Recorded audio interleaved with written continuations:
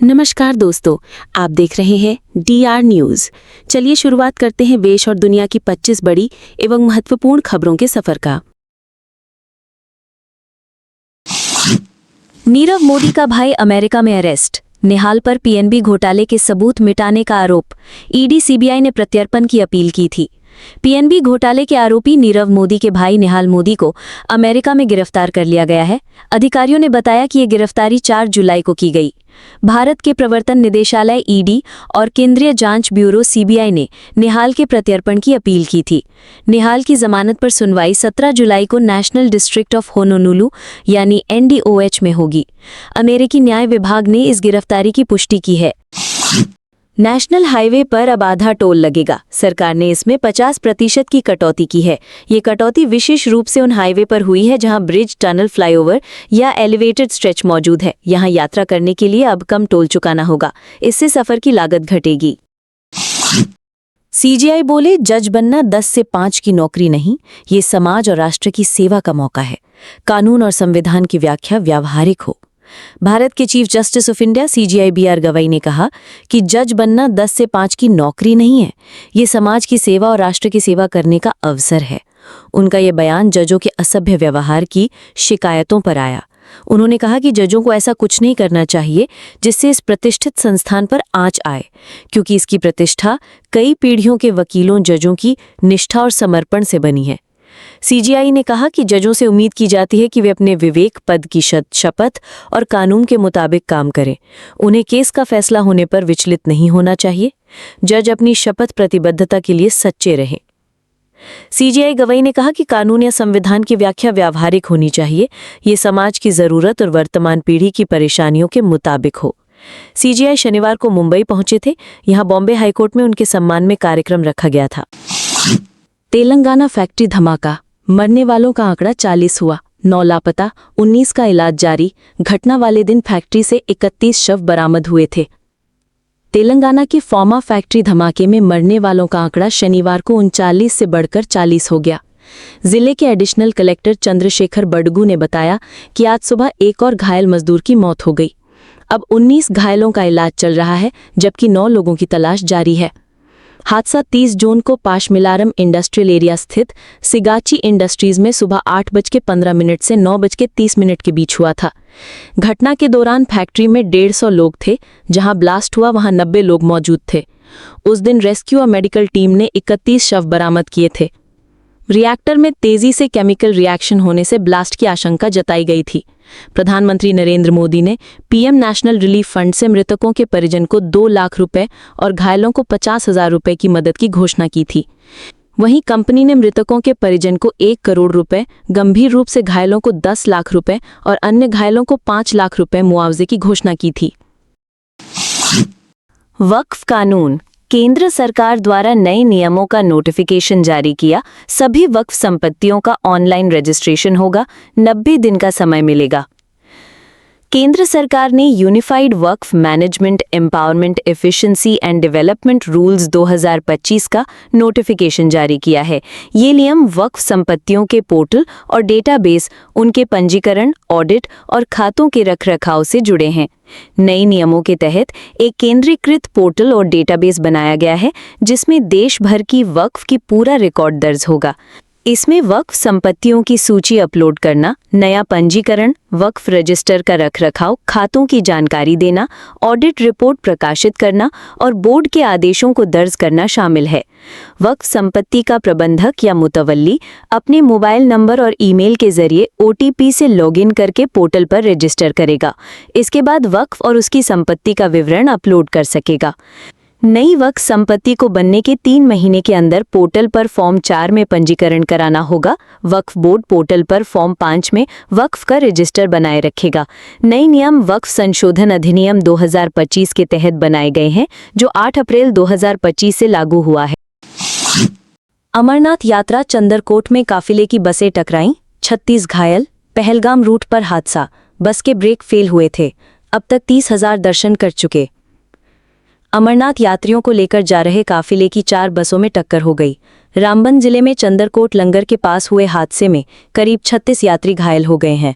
हादसा तब हुआ जब ब्रेक फेल होने के कारण एक बस का ड्राइवर नियंत्रण खो बैठा। इससे काफिले में शामिल 3 और बसें आपस में टकरा गईं। खबर मिलते ही रेस्क्यू टीमें तुरंत मौके पर पहुंची और घायल तीर्थयात्रियों को इलाज के लिए जिला अस्पताल रामबन ले जाया गया है। बाकी यात्रियों को दूसरी गाड़ियों से पहलगाम के लिए रवाना किया गया है। पटना में बिजनेसमैन गोपाल खेमका की हत्या। तेजस्वी को देखकर फूट फूट कर रोई कारोबारी की बहन। बोली, आपने कहा था वैसा नहीं होगा, दोबारा क्यों हुआ? बिहार में शुक्रवार रात 11:30 बजे बिजनेसमैन गोपाल खेमका की गोली मारकर हत्या कर दी गई। इस मामले में शनिवार को पुलिस ने एक संदिग्ध को हिरासत में लिया है। पुलिस सूत्रों की माने तो मर्डर शूटर से कराया गया था, जिसकी गिरफ्तारी के लिए एसटीएफ की टीम लगातार छापेमारी कर रही है। आईजी जितेंद्र राणा ने बताया, हत्याकांड के कई पहलू सामने आए हैं जिस पर जांच हो रही है। शूटर ने गोली मारी है, उसके साथ कुछ लाइजनर भी थे। शूटर से जुड़े महत्वपूर्ण सुराग हाथ लगे हैं।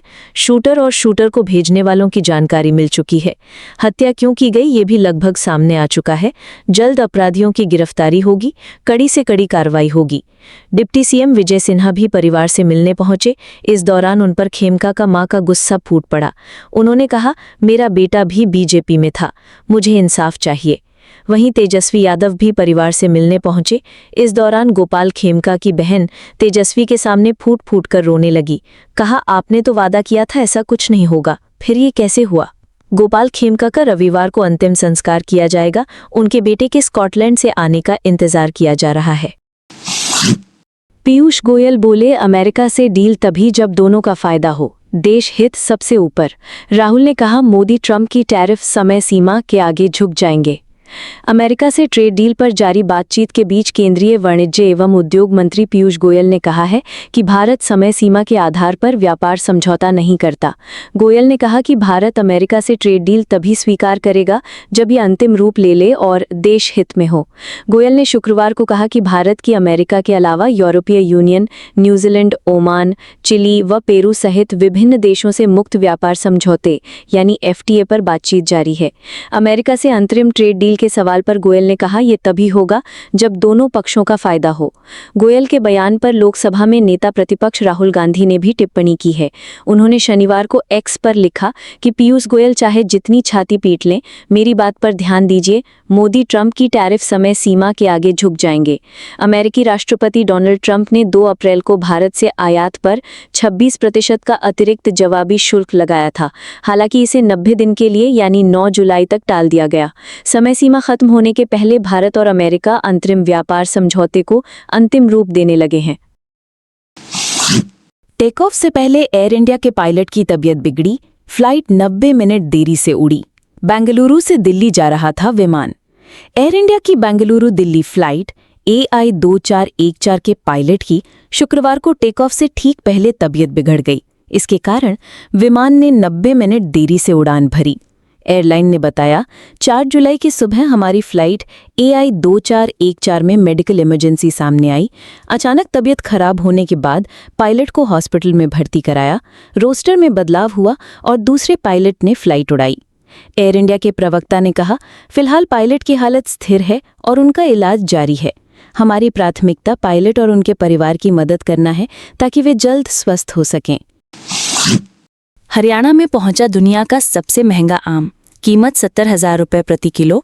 जापानी प्रजाति का दावा, इसे खाने से कैंसर की ग्रोथ रुकती है। हरियाणा के कुरुक्षेत्र में शुरू हुए फ्रूट फेस्टिवल में इस बार जापान का मियाज़ाकी आम सबसे ज्यादा चर्चा में है। इसे दुनिया का सबसे महंगा आम माना जाता है। भारत में इसकी कीमत 50,000 रुपये से 70,000 रुपये प्रति किलो है, जबकि जापान और दुबई जैसे देशों में यही आम 2.5 लाख से 3 लाख रुपये किलो तक बिकता है। गहरे लाल रंग और मीठे रस से भरे इस मियाज़ाकी आम को एग ऑफ द सन के नाम से भी जाना जाता है। एक रिसर्च के मुताबिक ये आम सिर्फ एक फल नहीं बल्कि कैंसर रोगियों के लिए दवा भी है, क्योंकि रिसर्च में दावा किया गया है कि ये आम शरीर में कैंसर सेल्स की ग्रोथ को रोक सकता है। साथ ही ये शरीर की ताकत यानी इम्यूनिटी बढ़ाने में भी मदद करता है। मियाज़ाकी की इन्हीं कुछ खासियतों के कारण लाडवा में स्थित इंडो इजराइल सब ट्रॉपिकल सेंटर में इसका एक पौधा भी लगाया गया है। सेंटर ने इसे भविष्य का फल मानते हुए रिसर्च शुरू कर दी है। अच्छी बात यह है कि पौधे पर इस साल फल भी आ चुके हैं। लुधियाना की अनन्या CUET UG में ऑल इंडिया टॉपर, 4 सब्जेक्ट में 100%, रोजाना 7 घंटे स्टडी, 2 साल तक पढ़ा इंग्लिश ग्रामर। पंजाब के लुधियाना की अनन्या जैन ने देश भर में common university entrance test undergraduate CUET UG 2025 में टॉप किया है। उसने अकाउंट्स, बिजनेस स्टडीज, मैथ्स और इकोनॉमिक्स में 100% पाए हैं। अनन्या जैन ने पखोवाल रोड के DAV पब्लिक स्कूल से कॉमर्स में 12वीं पास की है। शुक्रवार शाम को जारी हुए रिजल्ट में अनन्या ने चुने हुए 5 सब्जेक्ट में से 4 में 100% हासिल किए हैं। देश भर के केंद्रीय विश्वविद्यालयों में दाखिले के लिए आयोजित इस परीक्षा में 13,50,000 से अधिक उम्मीदवारों ने भाग लिया था। अनन्या के पिता मानव जैन लुधियाना में ही चार्टर्ड अकाउंटेंट यानी CA हैं और मां नीति जैन गृहिणी है। चंडीगढ़ एयरपोर्ट को पॉइंट ऑफ कॉल बनाने की मांग, इंटरनेशनल उड़ानों के लिए केंद्र से मंजूरी की अपील, सांसद भी उठा चुके हैं मुद्दा। केंद्र सरकार के सिविल एविएशन कॉन्फ्रेंस में चंडीगढ़ प्रशासन ने चंडीगढ़ इंटरनेशनल एयरपोर्ट को पॉइंट ऑफ कॉल का दर्जा देने की जोरदार मांग रखी है। इसका मकसद ये है कि विदेशी एयरलाइंस को यहां से सीधी अंतर्राष्ट्रीय उड़ानें शुरू करने की अनुमति मिल सके। बैठक में यूटी के चीफ सेक्रेटरी राजीव वर्मा समेत वरिष्ठ अधिकारी शामिल हुए। अधिकारियों ने बताया कि पंजाब, हरियाणा और आसपास के राज्यों से इंटरनेशनल ट्रैवल करने वालों की संख्या काफ़ी बड़ी है, लेकिन अभी भी सीधे विदेशी फ्लाइट्स की सुविधा बहुत सीमित है। अगर एयरपोर्ट को पॉइंट ऑफ कॉल का दर्जा मिल जाता है तो चंडीगढ़ से दुनिया के कई हिस्सों के लिए सीधी उड़ानों का रास्ता खुल जाएगा। NTA के एग्जाम्स में 5 साल में 1,665 सवाल गलत। CUET UG 2015 के ही 901 सवाल ड्रॉप हुए। बोनस मार्क्स से बन रही मेरिट। NTA ने CUET UG 2025 का रिजल्ट जारी कर दिया है। इसी के साथ अब देश भर के अंडर ग्रेजुएट कॉलेजों में एडमिशन के लिए काउंसलिंग की प्रक्रिया शुरू हो जाएगी।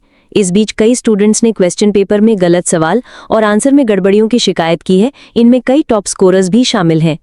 1 जुलाई को NTA ने CUET UG की फाइनल आंसर की जारी की थी, जिसमें 27 सवालों को ड्रॉप किया गया था। इसके अलावा इस साल नीट UG में भी गलत सवालों को लेकर स्टूडेंट्स कोर्ट में याचिका दायर कर चुके हैं। हालांकि नीट से जुड़ी इन याचिकाओं को खारिज किया जा चुका है।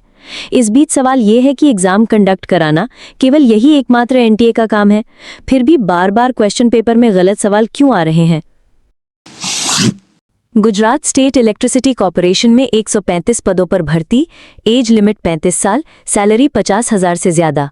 गुजरात स्टेट इलेक्ट्रिसिटी कॉर्पोरेशन ने जूनियर इंजीनियर की भर्ती निकाली है। उम्मीदवार ऑफिशियल वेबसाइट gsecl.in पर जाकर आवेदन कर सकते हैं।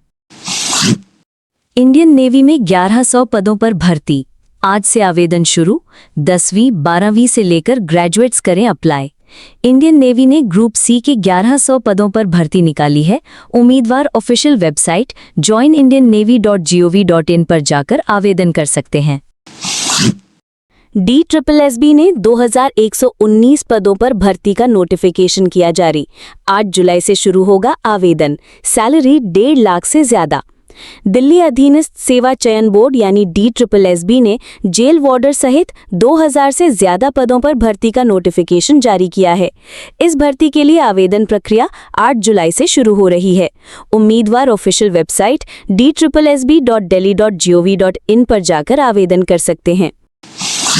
भारत का बांग्लादेश दौरा 1 साल के लिए टला। BCCI ने कहा 2025 नहीं, सितंबर 2026 में होंगे 3 T20 और 3 वनडे। भारत का बांग्लादेश दौरा 1 साल के लिए टाल दिया गया है। BCCI ने शनिवार को इस बात की जानकारी दी। भारतीय बोर्ड के अनुसार टीम इंडिया अब अगस्त 2025 की बजाय अगले साल सितंबर में बांग्लादेश दौरे पर जाएगी। BCCI ने रीशेड्यूल करने के कारण नहीं बताया।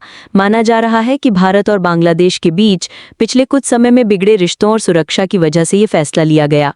भारत अगले साल बांग्लादेश जाकर 3 वनडे और 3 T20 खेलने वाला है। पीएम मोदी ने अर्जेंटीना के नेशनल हीरो को श्रद्धांजलि दी। सैन मार्टिन ने 3 देशों को आज़ादी दिलाई थी। प्रधानमंत्री ने राष्ट्रपति जेवियर से मुलाकात की। प्रधानमंत्री नरेंद्र मोदी ने शनिवार को अर्जेंटीना के नेशनल हीरो और स्वतंत्रता सेनानी जनरल होसे दे सैन मार्टिन के स्मारक पर उन्हें श्रद्धांजलि दी। दक्षिण अमेरिकी देशों अर्जेंटीना, चिली और पेरू को आज़ादी दिलाने वाले सैन मार्टिन को मुक्तिदाता भी कहा जाता है।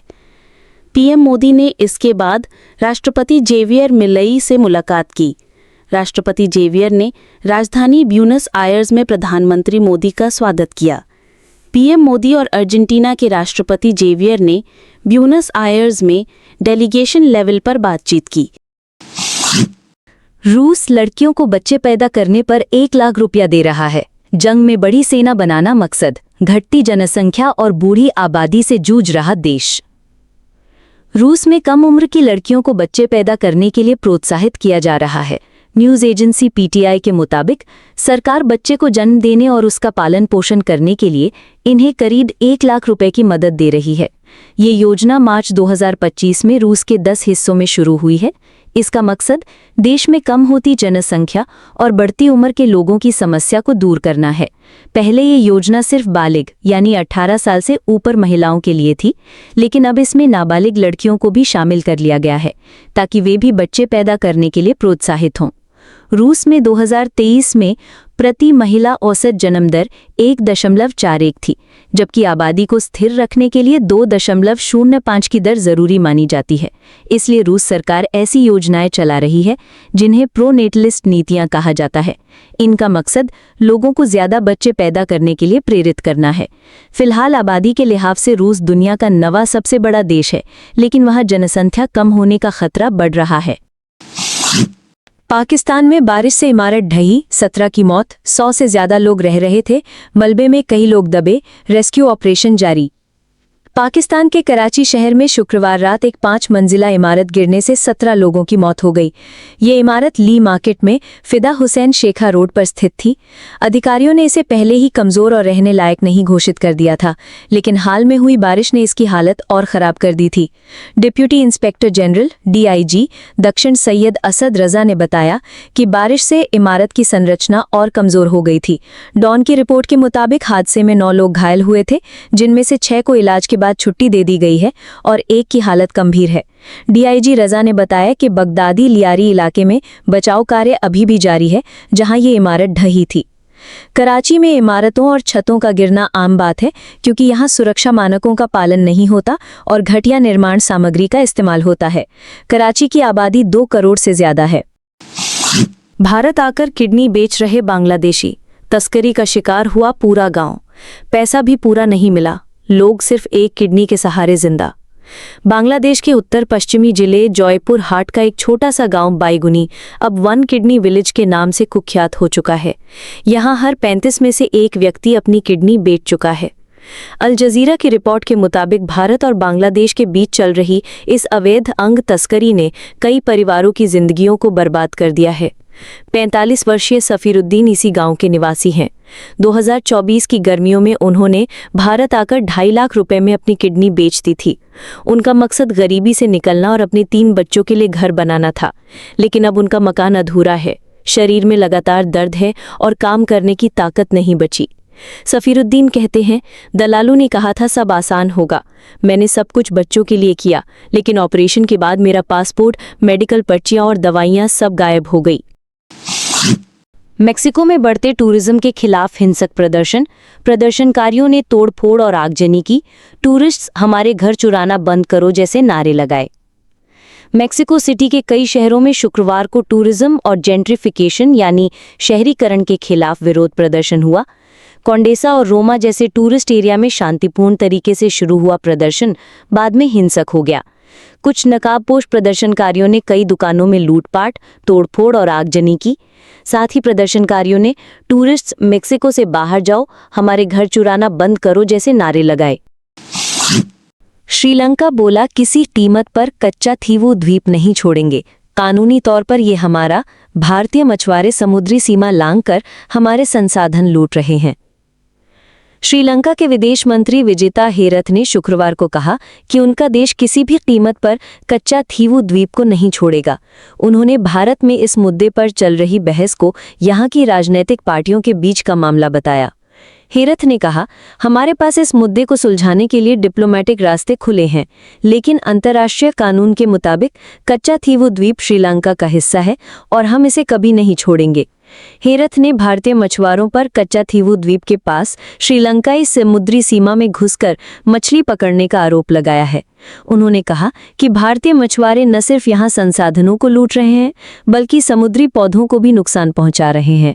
ये बयान भारत और श्रीलंका के बीच मछुआरों की गिरफ्तारी के विवाद के बीच आया है। भारत और श्रीलंका के मछुआरे अक्सर गलती से एक दूसरे के जल क्षेत्र में एंट्री कर जाते हैं, जिसकी वजह से उनकी गिरफ्तारी होती है। ये मुद्दा दोनों देशों के बीच लंबे समय से विवाद का कारण बना हुआ है। हमास सीज़फायर प्रस्ताव पर तुरंत बातचीत को तैयार। इजराइल ने भी 2 दिन पहले मंजूरी दी। जंग में अब तक 55,000 से ज्यादा की मौत। फिलिस्तीन के उग्रवादी संगठन हमास ने शनिवार को कहा वो इजराइल के साथ 60 दिन के युद्ध विराम प्रस्ताव पर तुरंत बातचीत के लिए तैयार है। ये प्रस्ताव कतर की तरफ से दिया गया था। इजराइल बुधवार को ही इस युद्ध विराम प्रस्ताव को मंजूरी दे चुका है। हालांकि पहले भी दोनों पक्ष कई बार समझौते के करीब पहुंचे थे, लेकिन आखिरी समय में छोटी छोटी बातों पर सहमति टूट गई थी। इससे पहले ट्रंप ने मंगलवार को अपने ट्रूथ सोशल पोस्ट में हमास को चेतावनी देते हुए कहा था, मुझे उम्मीद है कि हमास इस सौदे को स्वीकार कर लेगा, वरना उनके लिए हालात और खराब हो जाएंगे। 7 अक्टूबर 2023 को शुरू हुई इजराइल हमास जंग में अब तक 56,000 से ज्यादा लोग मारे जा चुके हैं, जबकि लाखों को अपना घर छोड़ने के लिए मजबूर होना पड़ा है। IND-ENG बर्मिंघम टेस्ट में भारत की बढ़त 550 बार।